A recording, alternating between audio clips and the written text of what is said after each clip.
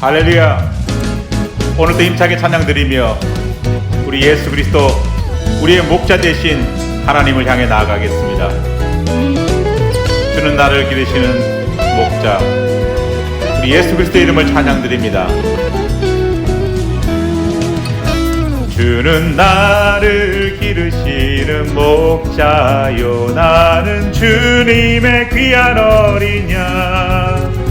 푸른 풀밭 맑은 시내 물가로 나를 늘 인도하여 주신다.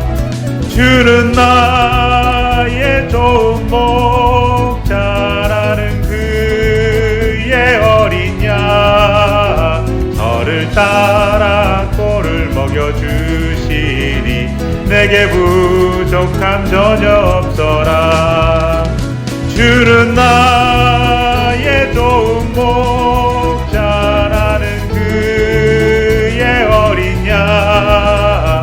저를 따라 꼴을 먹여주시니 내게 부족함 전혀 없어라. 우리 다시 한번 힘차게 우리 예수 그리스도 이름을 찬양합니다. 예쁜 새들 노래하는 아침과 노을 비끼는 고운 황혼에 사랑하는 나의 목자 음성이 나를 언제나 불러주신다. 아멘. 주는 나의 좋은 목자, 나는 그의 어린 양. 저를 따라 꼴을 먹여주시니 내게 부족함 전혀 없어라. 못된 짐승 나를 엣지 못하고 거친 비바람 삼지 못하리. 나의 주님 강한 손을 펼치사 나를 주야로 지켜주신다. 주는 나의 좋은 목자라는 그의 어린 양. 저를 따라 꼴을 먹여주시니 내게 부족함 전혀 없어라.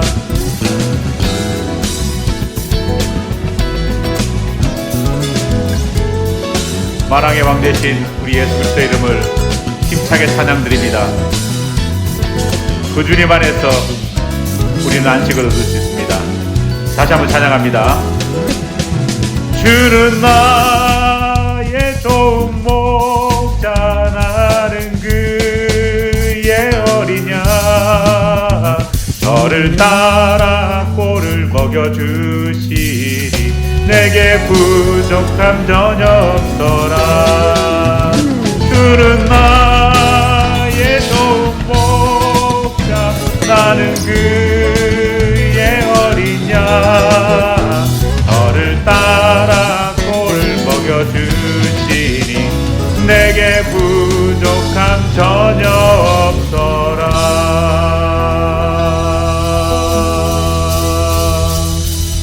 할렐루야. 우리 힘차게 박수치면서 영원하신 우리 하나님, 우리의 구원자 되신 예수 그리스도의 이름을 다시 한번 더 찬양드립니다. 오 주여 나의 마음이, 오 주여 나의 마음이 주께로 정해졌으니 나는 주 찬양하리라. 깨어라 나의 영혼아, 기파와 수금 들어라. 이 새벽에 내가 찬양하리라.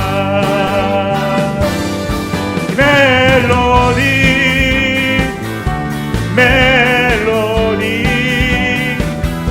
예수님은 나의 노래.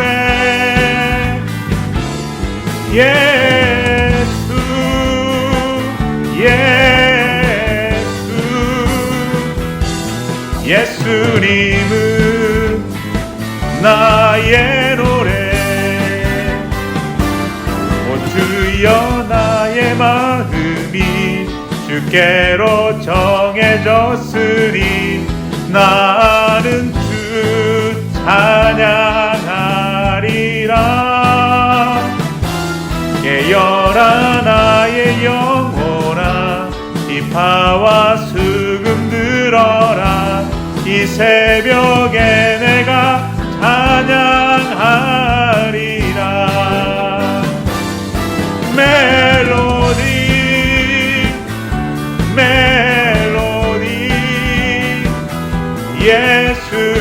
예수님은 나의 노래.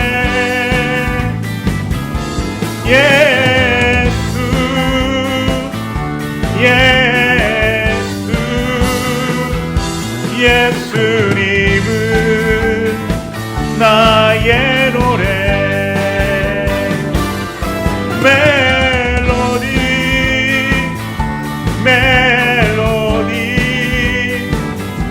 예수님은 나의 노래.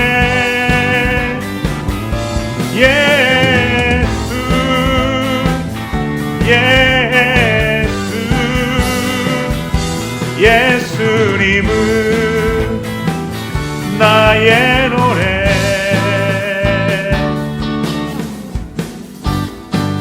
우리와 늘 함께 계시며 우리의 삶의 근원, 찬양의 근원 되시는 예수 그리스도의 이름을 송축합니다. 할렐루야.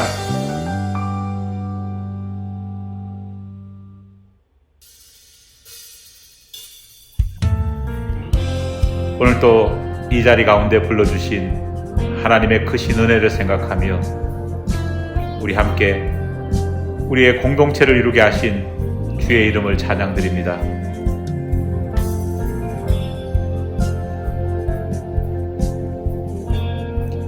오늘 우리 모두 가운데 하나님의 은혜와 은총이 있기를 기도하며 찬양드립니다. 여기에 모인 우리 주의 은총 받을 자여라. 주께서 이 자리에 함께 계심을 아노라. 언제나 주님만을 찬양하며 따라가리니 시험을 당할 때도 함께 계심을 믿노라. 이 믿음 더욱 굳세라. 주가 지켜주신다. 어두운 밤에도 주의 밝은 빛 인도하여 주신다. 다시 한 번 더 간절히. 주님이 뜻하시니 헤아리기 어렵더라도 언제나 주 뜻 안에 내가 있음을 아노라. 사랑과 말씀들이 나를 더욱 새롭게 하니 때로는 넘어져도 제 우승리를 믿노라. 이 믿음 더욱 굳세라. 주가 지켜주신다.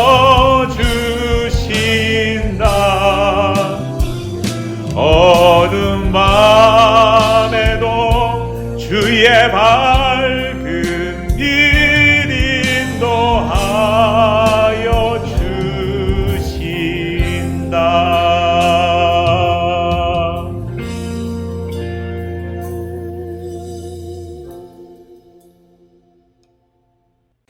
함께 말씀 찾도록 하겠습니다. 오늘 우리에게 주시는 말씀 사도행전 2장 36절 한 절 말씀입니다. 사도행전 2장 36절 주신 하나님 말씀 제가 봉독해 올리겠습니다. 그런즉 이스라엘 온 집은 확실히 알지니 너희가 십자가에 못 박은 이 예수를 하나님이 주와 그리스도가 되게 하셨느니라 하니라. 아멘. 예수 천당 불신 지옥. 어느 순간 이 외침은 한국 기독교를 대표하는 슬로건이 되었습니다.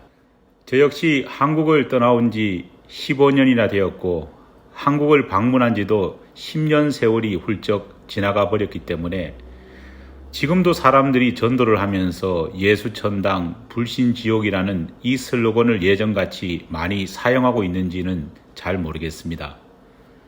하지만 지난해 출판된 최원년 작가의 예수의 할아버지란 책에서 사람들이 한국 기독교를 떠올리면 생각나는 것 중에 가장 강력한 이미지가 예수 천당 불신 지옥이라고 대답했던 것을 미루어 볼 때 예수 천당 불신 지옥이라는 이 슬로건은 여전히 한국에서 가장 많이 통용되고 있는 전도 슬로건이 아닐까 생각합니다.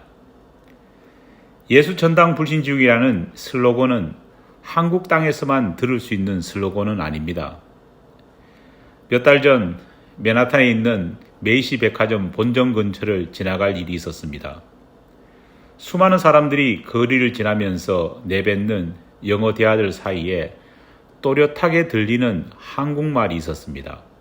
바로 예수 천당 불신 지옥이라는 말이었습니다. 메이시 백화점 앞에 한 그룹의 한인들이 테이블을 펴놓고 앉아 열심히 전도를 하고 있었습니다.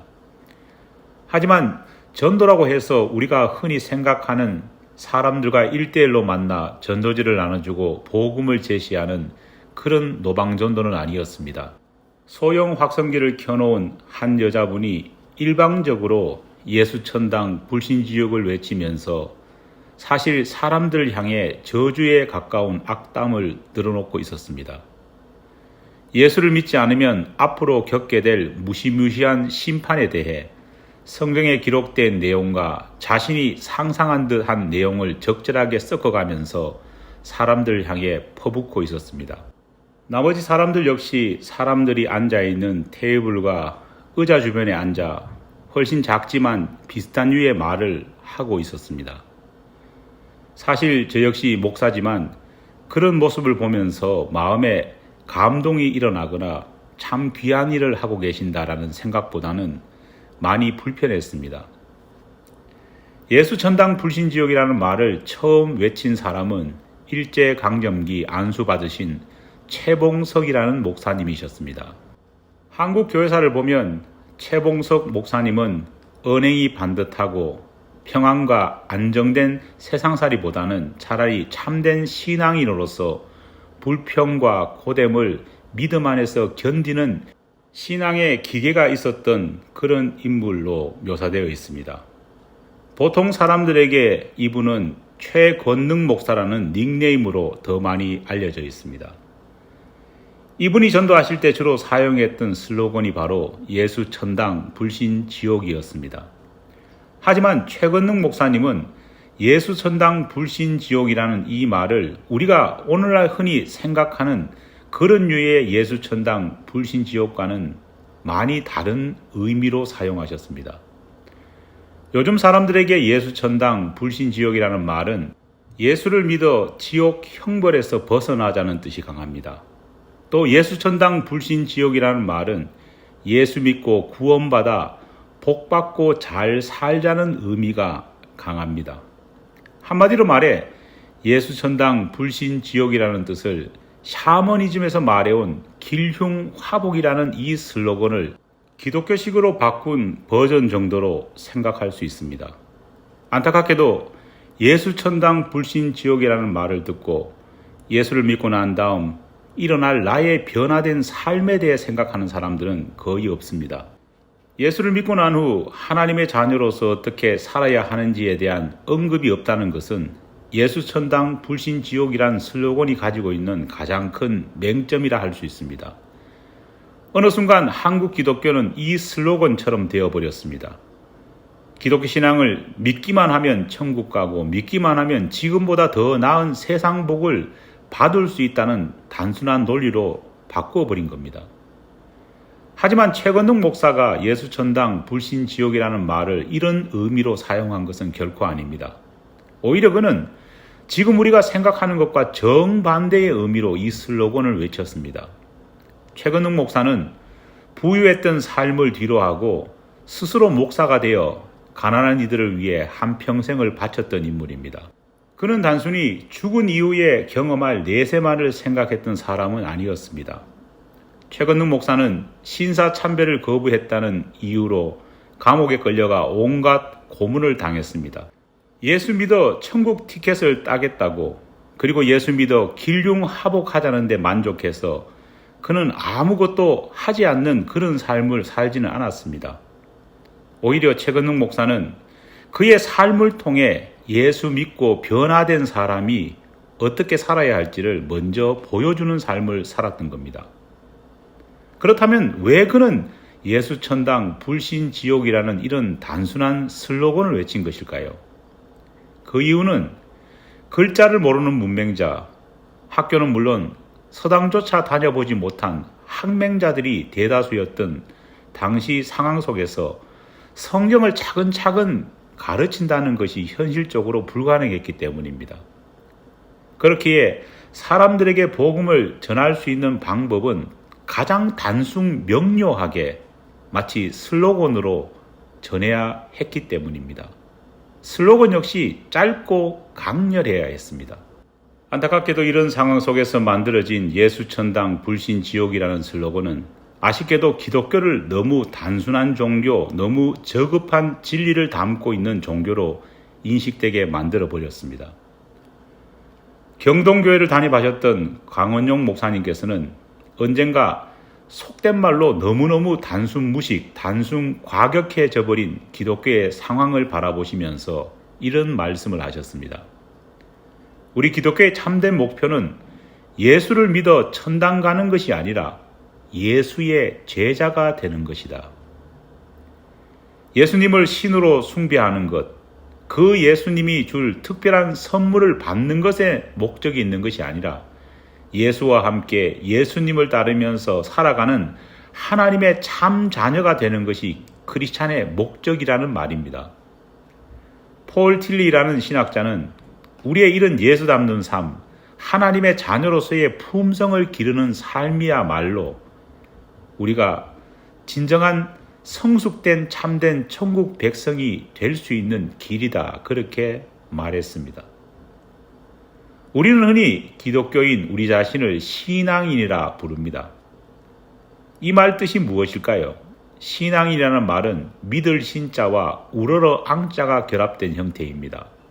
풀어 쓴다면 특정한 대상을 믿고 우르르는 것을 믿음이라는 것이라 말하고 있는 겁니다. 안타깝게도 이 말 속에는 종교 행위에 대한 언급은 있어도 삶에 대한 언급은 없습니다.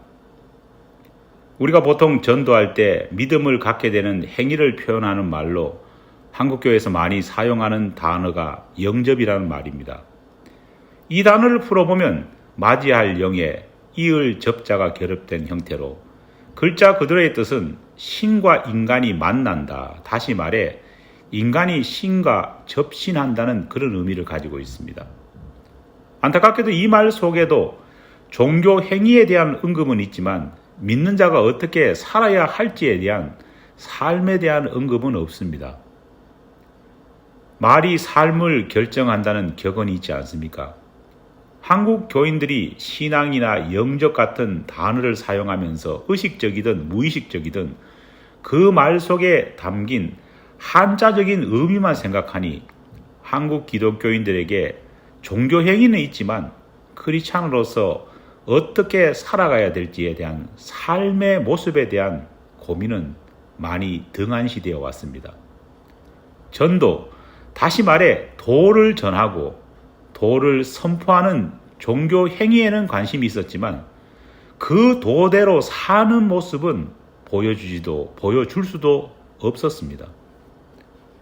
그럴듯한 하나님의 도는 전하지만 스스로는 그 도대로 살지 못하는 어그러진 삶, 이율배반적인 삶이 우리의 그동안의 모습이었습니다.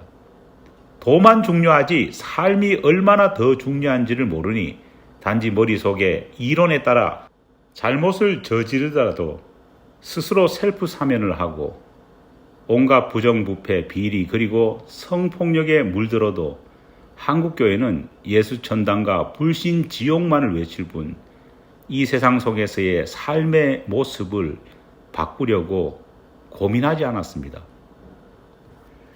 그리스도인이라는 우리의 닉네임이 하나님이 주신 이름도 예수님이 만드신 슬로건도 아니라 초대교회 교인들의 남다른 삶을 보고 불신자들이 붙여준 별명이라는 사실을 우리는 망각해 온 것입니다. 우리는 전도할 때 우리 대부분은 다메섹 도상에서 환상 가운데 예수님을 만나 변화된 바울의 회심을 가장 먼저 생각하고 꿈꿉니다. 바울이 사울아 사울아 왜 내가 나를 핍박하느냐 나는 내가 핍박한 예수다 라는 이 한마디 말에 꼬꾸라졌듯이 그렇게 나의 전도의 결과도 매듭짓게 되기를 상상합니다. 하지만 사실 사도 바울의 이 다메섹 사건은 우리가 진짜 회심이라고 말할 수 있는 그런 사건이 아닙니다. 우리가 흠모하고 따라야 할 그런 전도의 롤 모델도 아닙니다. 왜냐하면 그날 일어난 일은 사실 회심, 다시 말해 마음이 변한 것이 아니라 엄밀히 말하면 영적 충격을 받은 것에 지나지 않았기 때문입니다. 그날 사울에게는 충격만 있었지 바뀐 삶은 없었습니다. 그 사건을 경험한 이후에 이름을 바꾼 바울의 삶은 여전히 까칠했고 아나무인이었고 옛 삶과 많은 차이가 없었기 때문입니다. 성경이 말하는 진정한 회심은 이런 것이 아닙니다. 차라리 성경이 말하는 진짜 회심은 예수님의 제자들의 모습입니다. 비록 예수님께서 와 보라는 말씀에 바울만큼 드라마틱한 충격을 보이지는 못했다고 할지라도 오히려 제자들은 3년 동안 예수님과 동고동락하면서 서서히 삶이 변했기 때문입니다. 하지만 그 변화는 느렸습니다. 더뎠습니다. 그들의 눈에 띄는 변화는 예수님의 부활을 목격하고 주님의 성천과 성령님의 강림을 경험한 이후에야 비로소 바뀌었습니다. 하지만 비록 드라마틱한 충격은 없었어도 이런 조금은 무미건조한 삶의 변화, 지속된 변화야말로 진짜 회심인 것입니다. 주님 곁에서 지속적으로 동거함을 통해 나의 지, 정, 의가 서서히 바뀌는 것이야말로 하나님이 원하시고 예수님께서 가르치셨던 우리의 진정한 신앙의 목표입니다. 그런 변화가 이루어져야 비로소 값싼 은혜가 아닌 값 있는 은혜가 되는 것입니다. 아주 흥미로운 사실 하나가 있습니다. 신약 성경을 보면 예수님을 가리켜 구주, 다시 말해 구세주라는 이 호칭은 고작 16번 사용된 데 반해 예수님을 주님이라고 부르는 이 호칭은 무려 420번이나 사용되고 있습니다. 여러분 엄청난 차이 아닙니까? 왜 성자 예수님을 부를 때 그리스도라는 세이비어라는 말보다 헬라어로 큐리오스라고 부르는 주님이라는 말을 더 많이 사용했던 것일까요? 물론 예수님은 우리의 그리스도이십니다. 그리스도는 주님의 공식 명칭입니다. 예수님이 우리의 구세주라는 사실은 결코 변할 수 없는 가장 중요한 대전제입니다. 하지만 예수의 구주 되심보다 더 중요한 것이 있습니다. 그것은 바로 예수님이 우리의 참된, 아니 유일한 주님이시란 고백입니다. 예수가 나의 구세주가 되셔서 나를 지옥이 아닌 천국으로 인도하셨다는 사실은 너무너무 중요한 일입니다. 하지만 우리가 이제부터 예수를 이 세상 삶 속에서의 나의 주인으로 믿고 섬기며 살아가는 것은 훨씬 더 중요한 일입니다. 여러분, 왜일까요? 우리가 들어가게 될 하나님 나라는 어떤 곳일까요? 사람들은 하나님 나라에 대해 말하면서 하나님 나라에서 우리가 누리게 될 혜택을 먼저 생각합니다. 황금으로 만들어진 길을 걷고 금연류관을 받는 그런 혜택을 생각합니다. 하지만 하나님 나라가 진정 하나님 나라가 되기 위해서는 하나님 나라에 들어간 백성들이 왕이신 하나님, 우리의 주인 되신 예수님을 왕과 주인으로 온전히 인정하는 것이 필요합니다. 예수님께서 명령하신 제자 삼음의 명령의 핵심이 무엇인지 아십니까? 예수를 구세주로 인정하는 것이 아닙니다. 예수를 구세주로 말로 인정하는 것 이상으로 예수님을 우리 삶의 주인으로 모시고 총체적으로 그리고 지속적으로 그분의 명령과 뜻에 순종하며 사는 것이 더 본질적인 신앙입니다. 가서 모든 족속으로 제자를 삼고라는 예수님의 지상 명령은 단순히 예수라는 이름으로 죄와 형벌에 대한 두려움을 걷어내고 천국에 가서 어떤 수혜를 받을지 홍보하라는 말이 아닙니다. 제자도 제자 삼음의 핵심은 먼저 이 세상에서 사람들이 예수를 주인으로 모시고 그분의 명령과 말씀대로 순종하며 살아가는 그리스도인으로 그리스도의 사람으로 만들라는 그런 말입니다. 그래서 오늘 성경 본문 말씀을 보면 하나님께서는 너희가 십자가에 못 박은 그 예수를 먼저 주와 그리고 그리스도가 되게 하셨다고 말씀하시는 것입니다. 사랑하는 여러분, 예수가 여러분의 구세주 되심을 믿습니까? 많은 분들에게 이 질문을 하면 자신감 있게 아멘으로 화답하십니다. 하지만 다시 우리 함께 우리 스스로를 향해 이 물음을 또 물어봐야 합니다. 예수가 나의 주인이십니까? 우리는 이 물음에 예수가 그리스도 되심의 고백 이상으로 분명한 자신감 있는 예수님은 오늘의 내 모든 삶의 주인이십니다 라고 자신 있게 대답할 수 있어야 합니다.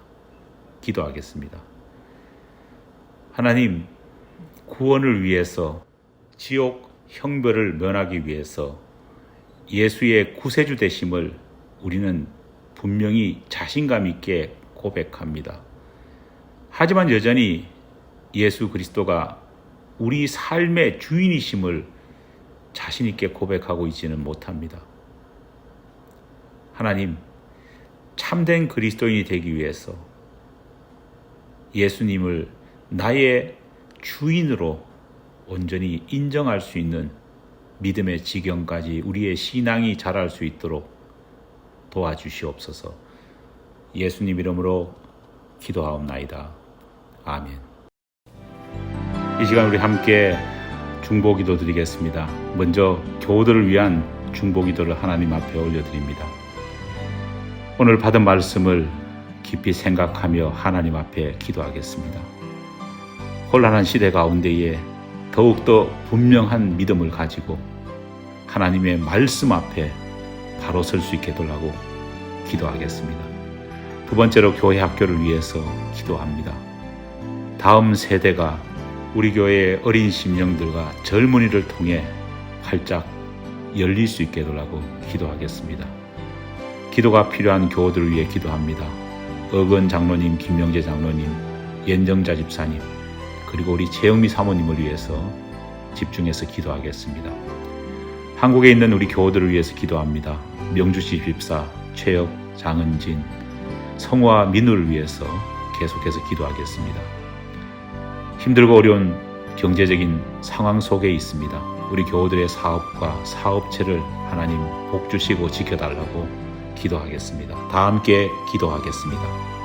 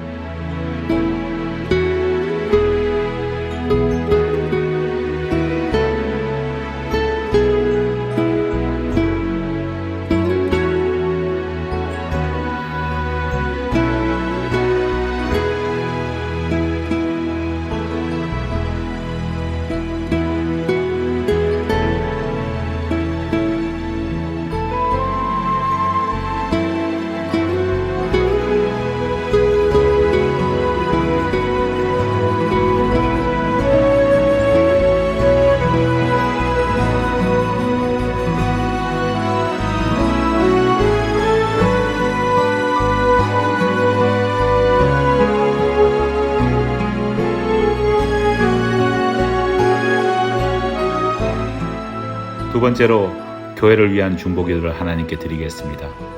먼저 부족한 종과 종의 가정을 위해서 기도해 주시기 바랍니다. 날마다 하나님께서 주시는 성령의 충만한 은혜로 바른 말씀을 전하고 또 교회를 바르게 이끌 수 있게 해달라고 기도해 주시기 바랍니다. 우리 교회 리더들을 위해서 같이 기도하겠습니다. 바른 마음과 또 헌신된 자세로 부족한 종을 도와 또 교회를 세워나갈 수 있게 해달라고 우리 리더들을 위해서 기도합니다.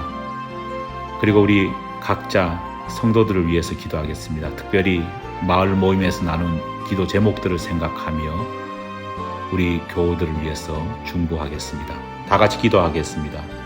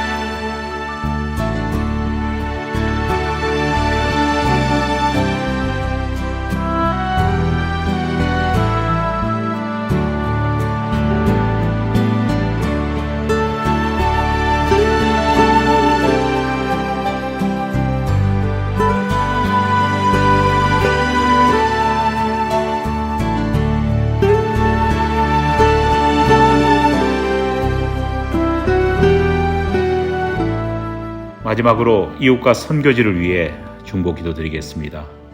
니카라과 에베네셀 교회와 또 니카라과 선교지에서 협력하고 있는 우리 이동홍 선교사님 내외분을 위해서 기도하겠습니다. 이호성 목사님과 또 히스패닉 사역을 위해서 기도하겠습니다. 특별히 이호성 목사님의 건강과 또 이 어려운 시기 가운데에 함께 돕고 있는 우리 히스패닉 형제 자매들의 안위를 위해서 기도하겠습니다. 세 번째로 미국과 한국 교회를 위해서 기도하겠습니다. 그 어느 시대보다도 어려운 상황 속에 있습니다. 하나님께서 길을 열어달라고, 피할 길을 달라고 기도하겠습니다. 마지막으로 우드버리 감리교회를 위해서 기도하겠습니다. 교우들과 또 섬기는 이원택 목사님과 가정을 위해서 기도하겠습니다. 다 함께 기도하겠습니다.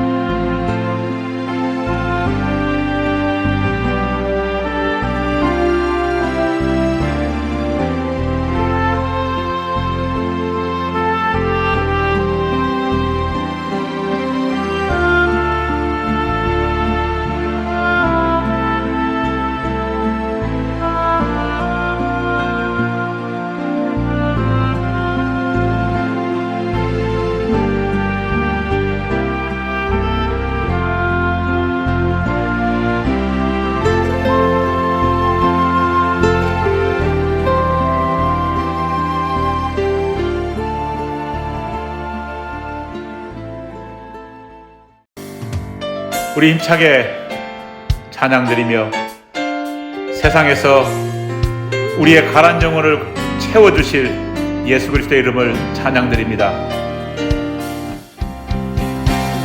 목마른 내 영혼 주가 이미 허락한 그 귀한 영생수 주여 갈망합니다. 그 약속 따라서 힘써 간구하오니 오 주여 내 기도 어서 들어주소서.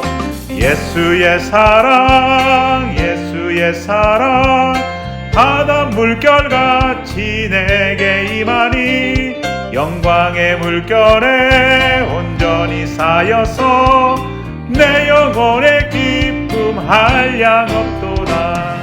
주 내게 약속한 금비 내려주시려 은혜의 저 구름 건너 편에 떠올라 그 예리한 징조가 내게 밝히 보이니 나 힘을 다하여 주께 간구합니다.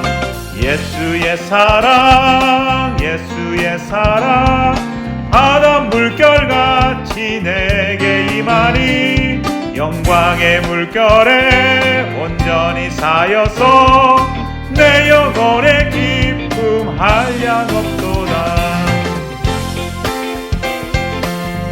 주님의 한량없는 사랑을 우리 기억하면서 다시 한 번 더 힘차게 주님의 이름을 찬양합니다.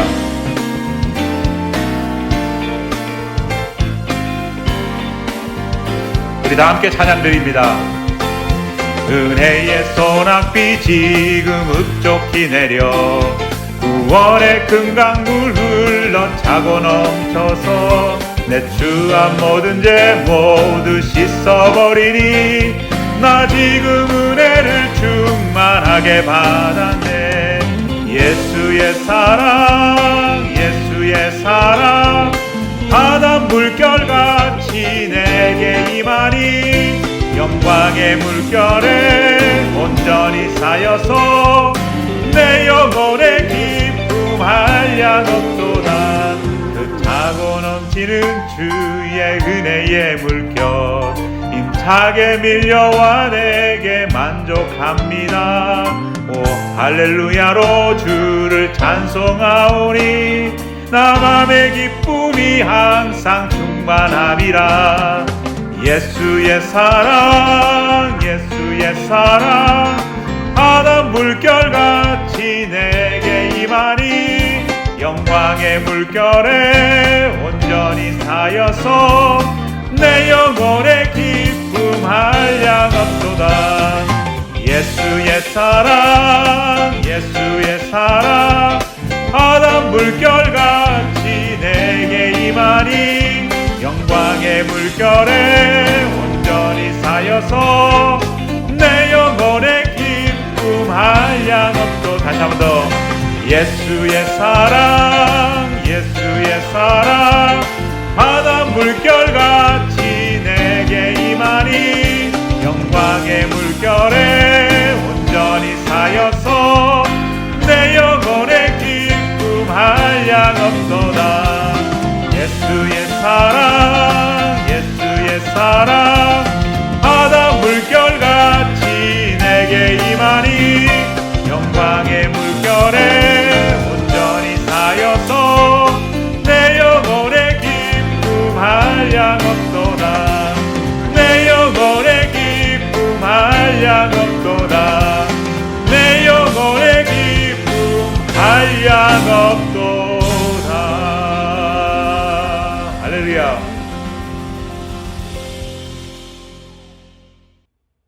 지금은 우리 주 예수 그리스도의 은혜와 하나님 아버지의 사랑하심과 성령의 교통하심의 역사하심의 은총이 예수님의 구세주 되심을 고백하는 것 이상으로 분명하게 우리 삶의 주인 되심을 고백하기를 원하는 우리 모든 교우들 위해 하나님의 은혜가 늘 함께 없기를 간절히 축원하옵나이다. 아멘.